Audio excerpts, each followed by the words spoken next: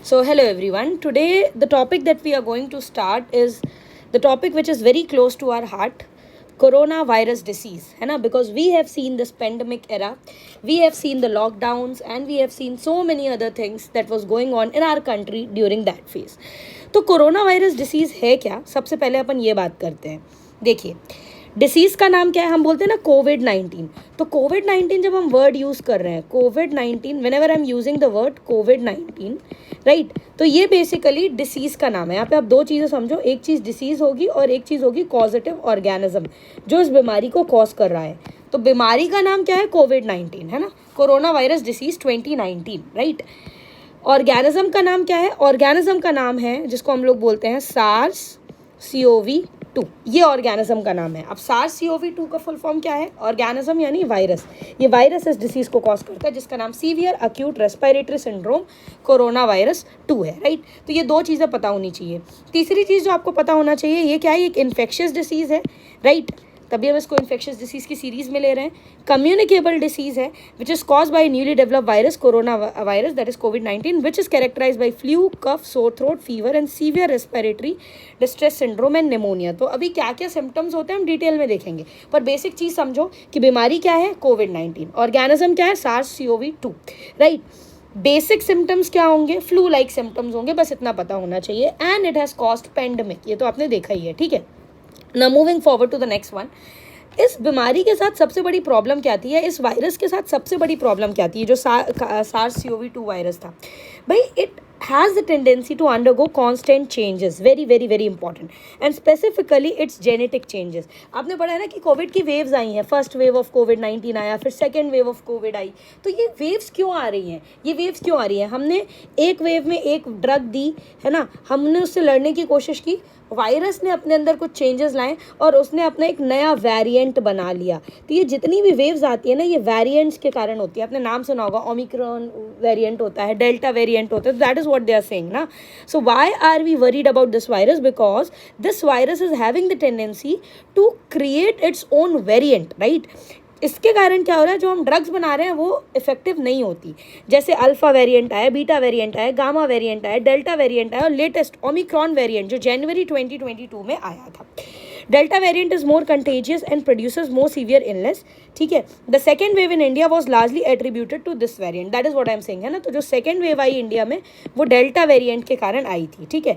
Omicron variant is likely to spread more easily but it is associated with relatively milder illness. It has cause explosive third wave in India. तो India में आपको पता है ना corona की 3 waves आई. तो ना ये वायरस अपने अंदर चेंजेस ला रहा है अपने जेनेटिक मटेरियल में, जिसके कारण हमारी ड्रग्स, हमारी वैक्सीन इस वायरस पे काम नहीं कर पाती थी और इसीलिए आपने देखा कि कितने लोगों की इसके कारण डेथ हो गई. तो second wave was brought up by the delta variant and the third wave was brought up by the Omicron variant and which is more severe the delta variant. You know this well, right. Third wave को तो पता भी नहीं चला कि कब आई कब चली गई, ठीक है. Now moving forward to the structure of this particular virus, ठीक है. देखिए, मैंने बोला ना इसका नाम सार्स CoV-2 है, कोरोना वायरस 2. देखिए, अगर आप डिक्शनरी में कोरोना वर्ड का मतलब ढूंढोगे ना, तो कोरोना का मतलब होता है क्राउन, राइट. इट मीन्स ताज, है ना. तो हम इसे ऐसा क्यों बोलते हैं? क्योंकि ये जो वायरस है ना, इसका स्ट्रक्चर अगर आप देखोगे, स्पेसिफिकली अगर इसका आउटर स्ट्रक्चर देखोगे आप इलेक्ट्रॉन माइक्रोस्कोपी में, तो ये क्राउन लाइक दिखता है. इसीलिए इसका नाम हमने क्या रख दिया? कोरोना रख दिया. अब इसके बारे में कुछ बेसिक चीज़ अपन देख लेते हैं. ये स्फेरिकल है और एनवलप्ड वायरस है, यानी इसके अराउंड एनवलप होता है. बहुत इंपॉर्टेंट इसका कैरेक्टरिस्टिक फीचर क्या है कि इस वायरस के सरफेस पे हमारे पास कुछ स्पाइक प्रोटीन्स होते हैं जो आपको ऐसे दिख रहे हैं, बाहर निकले हुए प्रोटीन्स दिख रहे हैं, जिन्हें हम लोग एस प्रोटीन या स्पाइक प्रोटीन्स बोलते हैं. तो अगर मैं इसके स्ट्रक्चर की बात करूं, है ना, तो क्या क्या चीज़ें हैं इसके स्ट्रक्चर में, पहले हम वो डिस्कस कर लेते हैं, right. So the basic thing that you need to know, we are having an envelope, ठीक है. किसी भी वायरस में सबसे बाहर यहाँ पे क्या अपन को देखने को मिला? एक एनवलप की लेयर देखने को मिली. और ये एनवलप जो होता है लिपोप्रोटीन नेचर का होता है. That is one part of the story that you need to know, ठीक है. अब इसमें और क्या क्या चीज़ें होती है? सबसे पहली इस एनवलप में होती है स्पाइक प्रोटीन. ये स्पाइक प्रोटीन क्यों हेल्प करती है? Helps in attachment to the host cell. तो इसके पास इस एनवलप में क्या होती है? एक प्रोटीन होता है जिसको एस प्रोटीन या स्पाइक प्रोटीन बोलते हैं, और ये क्यों हेल्प करता है, ये जब वायरस मेरी बॉडी में आ जाएगा, है ना, या होस्ट की सेल पे आ जाएगा, तो ये उसके अटैचमेंट में हेल्प करता है. That is one part of the nature, one part of the story that you need to know. ठीक है, इसमें भी 2 सब यूनिट्स होते हैं, S1 S2. I am not getting into the detail of it. Next thing that you need to know is the membrane glycoprotein or M. It is most abundant structural protein, gives the shape to the virus. फिर दूसरा protein क्या है यहाँ पे, M protein है. और ये M protein क्यों ज़रूरी है, क्योंकि ये वायरस को क्या दे रहा है, शेप दे रहा है. तो आपको दिख रहा है येलो कलर से क्या है, S प्रोटीन, और ये जो पर्पल कलर से है ये क्या है, M प्रोटीन. अभी हम इसका स्ट्रक्चर पढ़ रहे हैं. ठीक है, M प्रोटीन हो गया. फिर एक E होता है या एनवेलप प्रोटीन होता है. ठीक है, इसके पास क्या नेचर होता है, या ई प्रोटीन का क्या काम होता है, ये जितना भी एक्सचेंज होता है ना, E for envelope, E for exchange, तो आयंस का जो भी एक्सचेंज होता है ना, ये उसमें हेल्प करता है, right. And last one is the non structural protein. Non structural protein की अगर मैं बात करूँ तो इसमें बहुत इंपॉर्टेंट चीज़ें आती हैं. ये सारे एंजाइम्स आते हैं जो वायरस के रेप्लिकेशन में हेल्प करते हैं. Most important one RNA dependent RNA polymerase. ठीक है, अभी हम इसको डिटेल में पढ़ेंगे. ठीक है, तो बेसिक चीज़ क्या बताया मैंने आपको कि बाहर के सरफेस पे क्या क्या प्रोटीन थे. इसमें S प्रोटीन आपको नहीं भूलना, ये इंपॉर्टेंट है. ठीक है, क्योंकि अभी पैथोजेनेसिस में ये काम आएगा. अब अंदर चलते हैं और इसके जीनोम की बात करते हैं. तो इसके जीनोम की अगर मैं बात करूँ तो सिंगल स्ट्रैंडेड RNA होता है इसके पास, पॉइंट नंबर 1. पॉइंट नंबर 2, ये जो जीनोम होता है या जेनेटिक मटेरियल होता है ना, इसके पास कोडिंग जीन्स होते हैं. ऑब्वियसली अगर कोई जीनोम है, जेनेटिक मटेरियल है ना, और यहाँ पे तो मैंने आपको बताया कि सिंगल स्ट्रैंडेड RNA है, तो उसमें जीन्स होंगे जो किन किन चीज़ों के लिए कोड करेंगे वो देखते हैं. तो बेसिकली इसको मैंने MNSE मानसी से याद किया है. What are the things that will be coded. एक M जीन होता है जो M मेम्ब्रेन ग्लाइकोप्रोटीन के लिए कोड करता है. एक N जीन होता है जो न्यूक्लियोकैप्सिड के लिए कोड करता है. एक S जीन होता है जो आपके स्ट्रक्चरल प्रोटीन के लिए कोड करता है. और एक E जीन होता है जो एनवेलप के लिए कोड करता है. Not very important. What exactly you need to know at this point of time is this that कि कोरोना वायरस का RNA क्या है, सिंगल स्ट्रैंडेड RNA है, और ये RNA डिपेंडेंट RNA पॉलीमरेज से काम करता है. That is what you need to know. Single stranded RNA है, RNA dependent RNA polymerase is what is it having as in genetic material. And what did I told you, S protein or spike protein, very very very important. Again that has been shown to you.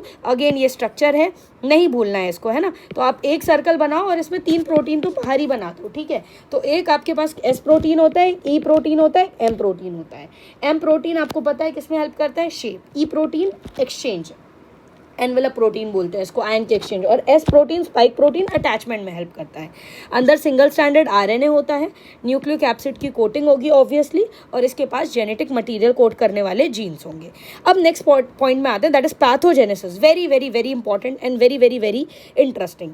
देखिए pathogenesis को बहुत simple रखते हैं. बहुत simple सी कहानी क्या है कि अभी भी even when you go to your hospitals and when you go to your wards you wear a mask, right. What is a basic ideology behind it, that it prevents the spread of infections which spread via droplets. ठीक है, तो इसमें क्या क्या चीज़ें होती हैं, respiratory droplets हो गई. ठीक है, जैसे मान लो ये कोविड पॉजिटिव एक पेशेंट है. ठीक है, आपको नहीं पता ये कोविड पॉजिटिव पेशेंट है.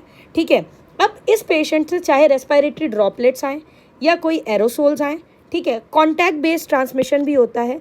And even there is pre symptomatic transmission. What you need, आप एरोसोल्स और ड्रॉपलेट्स याद रखो. जैसे ही for example this person had cough, chronic cough, ठीक है, या he sneezed in front of you, right. अब क्या हुआ, एयर में आ गए इसके सारे के सारे जो वायरस थे, और ये वायरस आपने क्या कर लिया, इनहेल कर लिया. अब ये आपकी बॉडी में आ गए. अगर आपने मास्क नहीं पहना है, ये वायरस आपकी बॉडी में एंट्री कर चुका है. अभी मैंने आपको बताया कि वायरस के पास क्या होता है, एस प्रोटीन होता है.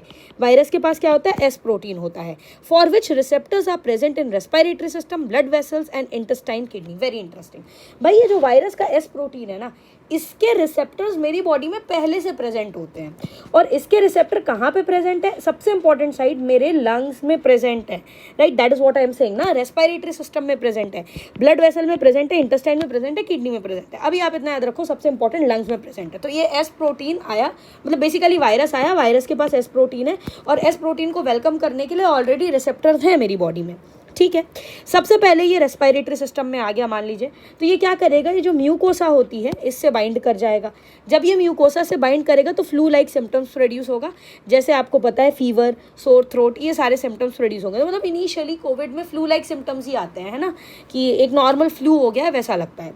अब ये वायरस धीरे धीरे धीरे क्या करता है, this virus reaches the alveoli, right, you know this well, right, this virus reaches the alveoli. अभी क्या है, अभी ये रेस्पिरेटरी ट्रैक्ट में ही था, जब तक ये ट्रैक्ट में था तब तक इसने फ्लू लाइक सिम्टम्स कराए, ठीक है। अब अगर ये एल्वियोली में आ गया है ना, लंग्स में अंदर आ चुका है, अगर ये एक बार गलती से एल्वियोली में आ गया, तो आपको पता है कि एल्वियोली के अंदर नीमोसाइट्स होती हैं, जैसे एल्वियोली है ये, है ना, तो इसमें 2 टाइप की सेल होती है, एक टाइप 2 नीमोसाइट्स होती है, एक टाइप 1 नीमोसाइट्स होती हैं। तो मेरे यहाँ काम की चीज़ क्या है, टाइप 2 नीमोसाइट्स, टाइप 2 नीमोसाइट्स वाली सेल जो है। तो जैसे ही ये एल्वियोली में आया, जैसे ये एल्वियोली में आया, यहाँ पे जो टाइप 2 नीमोसाइट्स होती है ना, इसके पास होता है ACE2 रिसेप्टर, और ACE2 रिसेप्टर तुरंत अटैच कर लेता है किसको, एस प्रोटीन को। कहने का मतलब क्या है, कहने का मतलब क्या है कि मेरी खुद की नीमोसाइट्स जो हैं, टाइप 2 नीमोसाइट्स, है ना, उसमें ACE2 रिसेप्टर्स हैं, इसको 2 से 2 याद रख लो, है ना, और इसकी एफिनिटी किसके लिए, एस प्रोटीन के लिए। समझ में आया, that is what I am saying. अब हुआ क्या, एस प्रोटीन जो है जैसे तैसे करके बाइंड कर चुका है, ठीक है। अभी ये क्लीव होता है S1 S2 में, not getting into the detail of it, what I want you to understand कि अब ये वायरस जैसे तैसे करके, आप बस इतना समझ लो कि मेरी एल्वियोली में एंट्री ले चुका है, ठीक है। I am drawing the virus with this green colour, right. पहले बेचारा केवल मेम्ब्रेन, म्यूकस मेम्ब्रेन में था, है ना, और एल्वियोली में आ चुका है अभी। अब एल्वियोली में जब ये आ चुका है, या टाइप 2 नीमोसाइट्स के अंदर, पहले तो सेल के अंदर गया, जैसे ये टाइप 2 नीमोसाइट्स के अंदर चला गया, आपको पता है ये एक फॉरेन एजेंट है। अगर मेरी बॉडी में कोई फॉरेन एजेंट आ रहा है तो तुरंत क्या होगा, आपको पता है इन्फ्लेमेटरी सेल्स आ जाएंगी उस जगह पे, और इन्फ्लेमेटरी सेल्स आपको पता है ना, लंग्स में मैक्रोफेजेस होती हैं, ठीक है, तो वो इन्फ्लेमेटरी सेल्स आ गई। इन्फ्लेमेटरी सेल्स आएंगी तो इन्फ्लेमेटरी मीडिएटर्स रिलीज करेंगे, जैसे interleukin 1, 6 and interferon gamma.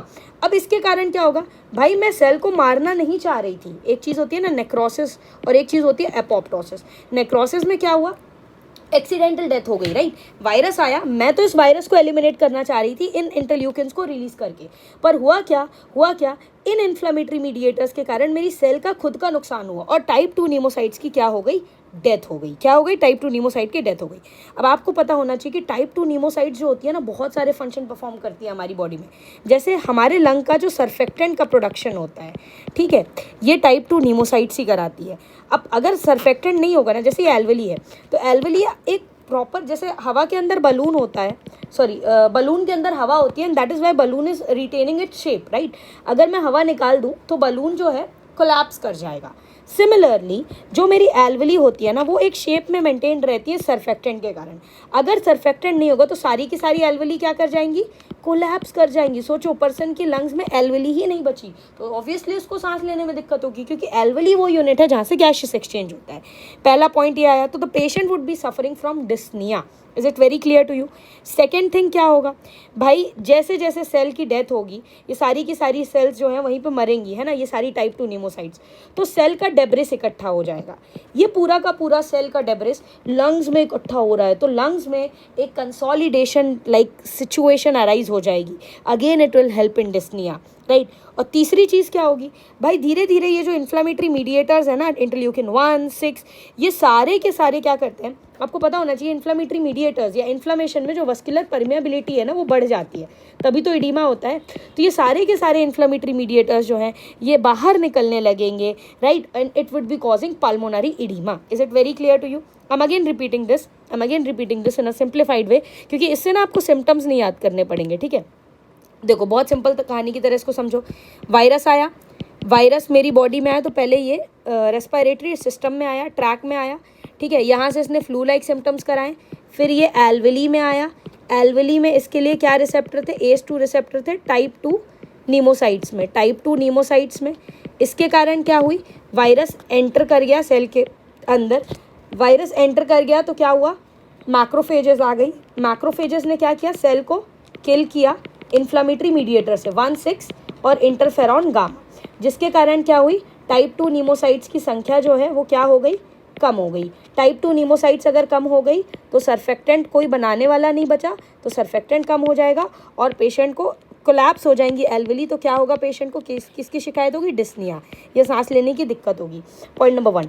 Point number 2, type 2 नीमोसाइट जब किल हो रही है तो पूरा सेल का जो डेब्रिस है वो लंग्स में इकट्ठा होने लगेगा, and it would be causing consolidation, right, consolidation in the lung, right. Again it would contribute to dyspnoea. The third thing, ये इन्फ्लेमेटरी मीडिएटर्स परमिएबिलिटी बढ़ा देंगी ब्लड वेसल्स की।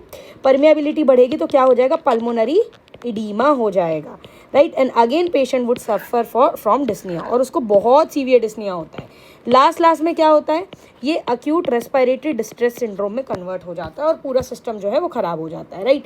तो that is the basic ideology that you should know about its pathophysiology.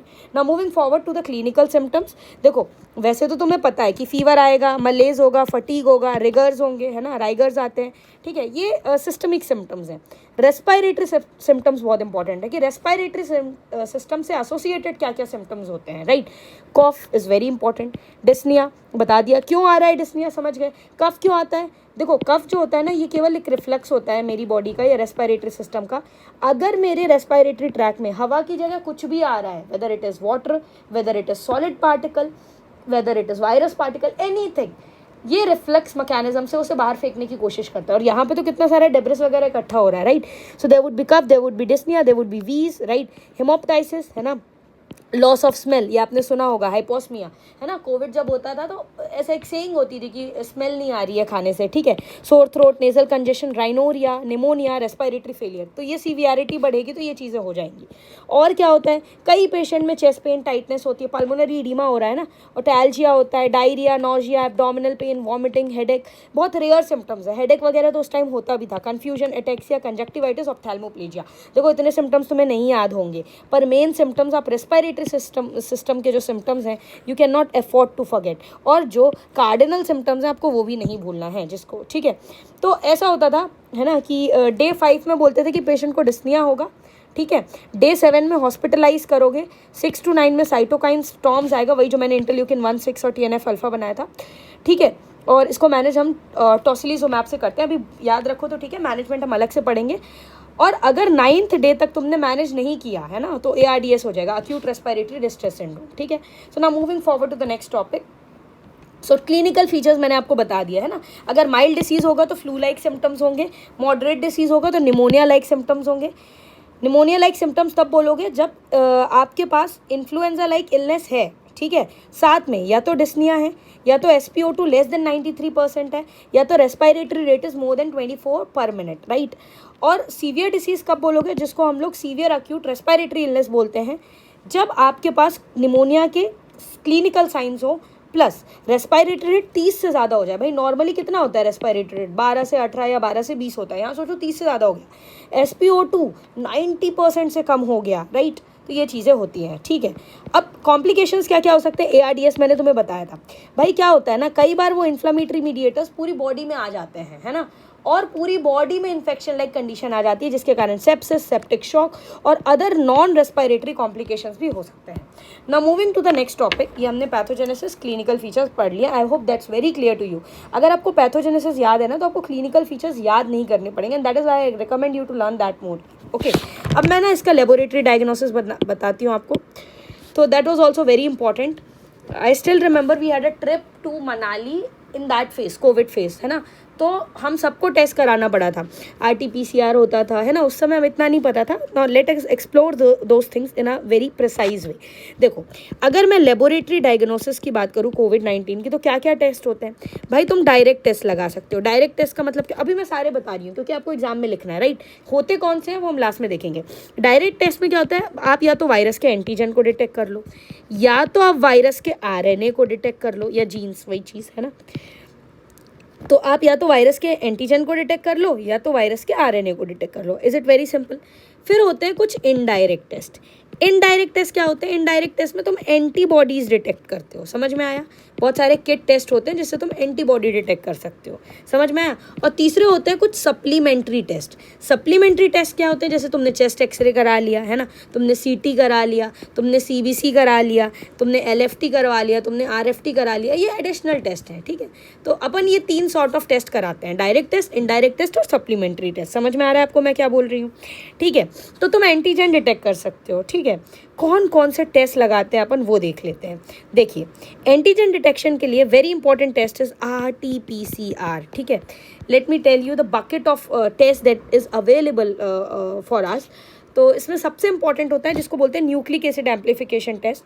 और ये जो nucleic acid amplification test है ना, उसी में आपके पास क्या आता है, नाट आता है, न्यूक्लिक एसिड एम्प्लीफिकेशन टेस्ट की अगर मैं बात करूँ, है ना, तो उसमें हम लोग पढ़ते हैं RT-PCR, real time polymerase chain reaction, ठीक है। तो ये टेस्ट अपन लगाते हैं। Is it very clear to you? तो हमारे पास जो बहुत अच्छा टेस्ट है वो RT-PCR है, ठीक है। कैसे करते हैं, क्या करते हैं, मैं सारी चीज़ें अच्छे से बता दूँ। तो सबसे ज़्यादा टेस्ट अपन ने यही देखा है, RT-PCR। How do we do it, right? देखो बहुत सारे और टेस्ट होते हैं, जैसा कि मैंने बोला, आप एंटीबॉडीज डायरेक्ट आप ऐसे ही लिखो एग्जाम में, ठीक है। अब डिटेल में आपको किसको डिस्क्राइब करना है, RT-PCR को, तो थोड़ा सा मैं उसको एक्सप्लेन कर देती हूँ, ठीक है। How did we did that test, ठीक है। तो आपने देखा होगा कि सैम्पल कलेक्ट करना होता है अपन को सबसे पहले, ठीक है। Like this is in photograph. आप सभी ने ये टेस्ट कराया होगा, है ना, सभी ने इसे टेस्ट कराया। मैं वही PCR टेस्ट को डिटेल में एक्सप्लेन कर रही हूँ। सीरोलॉजिकल टेस्ट भी होते हैं जिसमें एंटीबॉडी डिटेक्ट करते हैं, जिसमें एलाइजा कर सकते हो तुम लोग, ठीक है। और इमेजिंग टेस्ट मैंने आपको बता ही दिया, आप MRI, अल्ट्रासाउंड, CT और एक्सरे वगैरह भी करा सकते हो, right. So now I am getting into the detail of RT-PCR। भाई RT-PCR के लिए क्या करना होता है तुमको, सबसे पहले तो स्वैप्स या कल्चर, थ्रोट स्वैप कैलकुलेट करना होता है, या सॉरी कलेक्ट करना होता है, right. So you need to have throat swabs, right. तो उसमें दो यूजुअली हम स्वैब्स लेते हैं, एक नेजोफेरेंजियल होता है और एक ओरोफेरेंजियल होता है, ठीक है। जैसे इस पर्टिकुलर कंडीशन में आप देख सकते हो ओरोफेरेंजियल है, ठीक है। तो अब क्या करते हैं, आपने देखा होगा, जैसे ये स्टिक निकालते हैं, इसको निकालो और फिर एक ऐसे छोटी सी डिब्बी होती है, उसमें इसको पोर कर देते हैं, ये है ना। बेसिकली इसमें एक लिक्विड होता है जिसको VTM बोलते हैं, जिसको वायरल ट्रांसपोर्ट मीडियम बोलते हैं। अब बेसिक इसका आइडिया क्या है कि जैसे ही तुमने इसमें डाला इसको, है ना, तो ये जो है ट्रांसपोर्ट के लिए अवेलेबल हो गया, या आप इसको आप ट्रांसपोर्ट कर सकते हो। समझ में आ रहा है मैंने क्या बोला? अब ट्रांसपोर्ट होने के बाद जिस जगह पे टेस्ट लगते हैं ये उस जगह पे पहुंच जाता है। मेरे को टेस्ट क्या लगाना है, मुझे टेस्ट लगाना है RT-PCR। ये गोल्ड स्टैंडर्ड टेस्ट है, ठीक है, गोल्ड स्टैंडर्ड टेस्ट है। इसके लिए 4 से 5 घंटे का टाइम लगता है RT-PCR के लिए, ठीक है। That's very very very important, that is what you need to know. तो बेसिक आइडिया क्या है कि हम टेस्ट क्या लगा रहे हैं, RT-PCR लगा रहे हैं, रियल टाइम PCR लगा रहे हैं, गोल्ड स्टैंडर्ड टेस्ट है। टाइम मैंने आपको बता दिया 4 to 5 आवर्स लगता है, और ये फ्रंट लाइन टेस्ट है, यानी आप ज़्यादा करते हो। एक और चीज़, इसका फ़ायदा क्या है ना कि आप एक टाइम पे 90 से ज़्यादा सैम्पल्स एक टाइम पे आप टेस्ट लगा सकते हो, ये इसका एक बेनिफिट है। और एक्यूरेसी भी इसकी ज़्यादा होती है, इसीलिए इसको गोल्ड स्टैंडर्ड टेस्ट अपन बोलते हैं, ठीक है। देखो मेरी बात समझो, real time PCR polymerase chain reaction, मैं कोई ना कोई जो जीन है उसको क्या कर रही हूँ, पॉलीमरेज चेन रिएक्शन में क्या होता है, उसकी मल्टीपल कॉपीज़ बनाते हैं अपन, है ना। तो मैं कौन से जीन को टारगेट कर रही हूँ, क्वेश्चन ये आता है, what are the genes I am targeting in RT-PCR, right. तो तुम क्या क्या कर सकते हो, तुम जैसे M प्रोटीन मैंने आपको बताया था, आप उसको टारगेट कर सकते हो, आप N प्रोटीन को टारगेट कर सकते हो, आप S प्रोटीन को टारगेट कर सकते हो, स्पाइक प्रोटीन जो मैंने बताया था, इवन आप E प्रोटीन को टारगेट कर सकते हो, राइट। एक और होता है जिसको ORF1 अल्फा बोलते हैं, ये ओपन रीडिंग फ्रेम 1 अल्फा है, इस जीन को भी आप टारगेट कर सकते हो, राइट। तो बेसिकली बहुत सारे जीन्स होते हैं जो अपन टारगेट कर सकते हैं, और इस बेसिस पे हम टेस्ट लगाते हैं, ठीक है। अगर बहुत डिटेल में जानना है तो आपको इसको माइक्रो से पढ़ना पड़ेगा।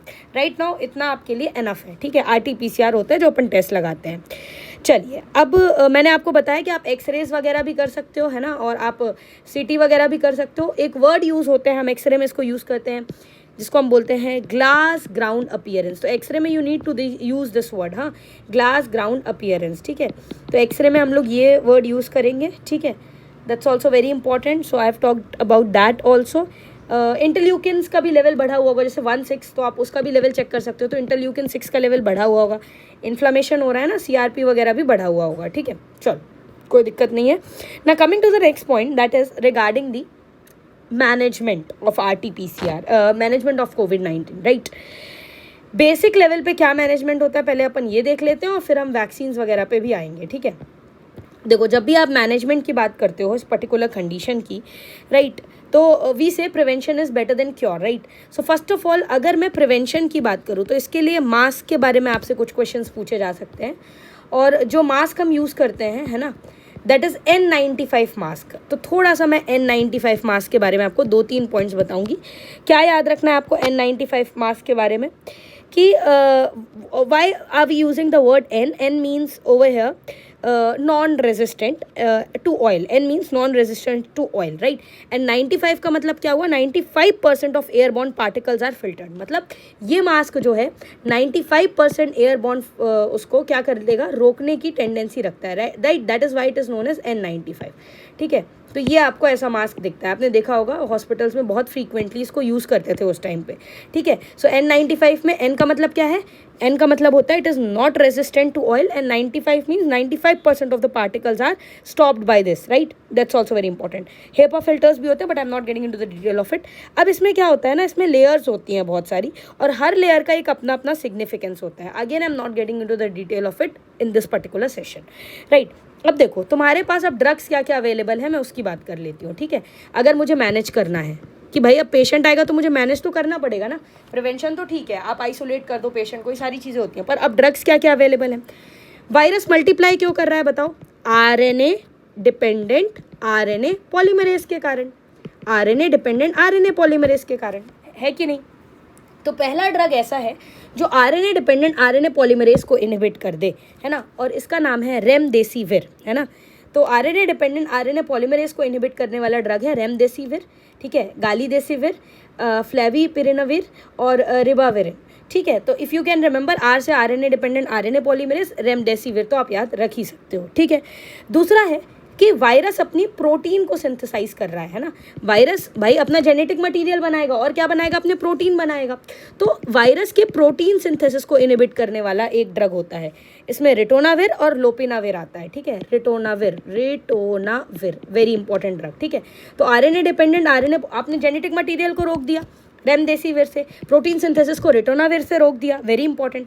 तीसरा भाई आरएनए जो है उसकी एंट्री को रोक दो, मतलब जब मैंने बोला ना कि वो हमारी सेल्स में एंट्री करके उसी को हाईजैक कर ले रहा है, तो वायरस की एंट्री को बॉडी में हम रोक सकते हैं, right. So there are so many things which can stop the entry. अगर आपको याद हो उस समय क्लोरोक्विन्स का जो कंजप्शन है बहुत ज़्यादा बढ़ गया था कोविड के टाइम पे, है ना।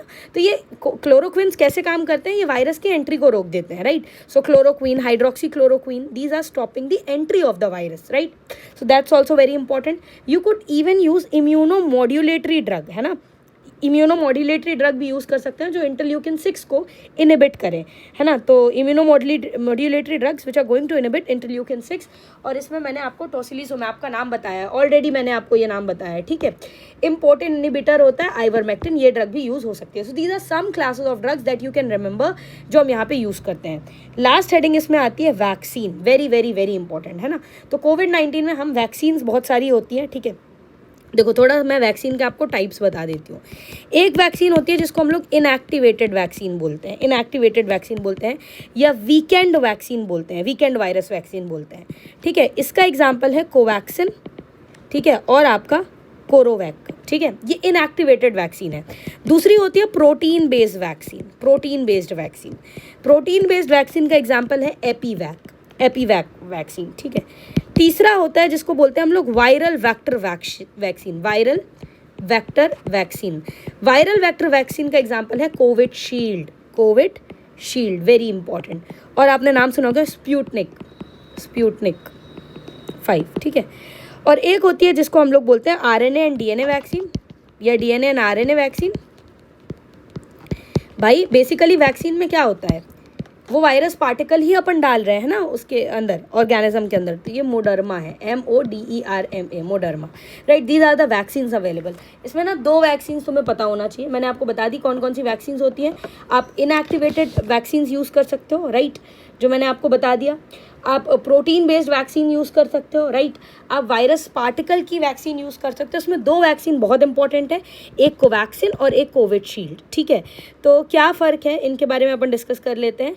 कोवैक्सिन जो है बेसिकली एक inactivated vaccine, I already told you, है ना। इनएक्टिवेटेड वैक्सीन का एग्जांपल है क्या, कोवैक्सिन, ठीक है। और कोवैक्सिन के बारे में अगर हम बात करें तो कोवैक्सिन जो है इसके 2 डोजेस लगते हैं। अगर आपने कोविड की वैक्सीन लगवाई होगी तो आपने पढ़ा होगा, एक 0 डे यानी फर्स्ट डे और 14th डे लगता है, right. So that's very important. Covaxin की अगर मैं बात करूँ अगर मैं कोविशील्ड की बात करूँ, राइट, तो ये क्या है, ये नॉन रेप्लिकेटिंग वायरल वेक्टर है ना। वायरल वेक्टर मैंने आपको बताया ना, कोविशील्ड क्या होती है, वायरल वेक्टर वैक्सीन होती है कोविशील्ड। तो अगर मैं इसकी बात करूँ तो इसमें भी दो डोजेस लगते हैं, और 2 डोज में ना 3 महीने का गैप होता है। That is what you need to remember, right. So that is what you need to know about corona virus. This much is enough, more than enough rather I should say, right. So all the things have been considered in this particular session, right? The definition, the pathogenesis, the clinical features, the diagnosis, है ना, what does glass ground opacities look like, right? And what are the genes that we we are targeting the structures, all the things have been told. So thank you.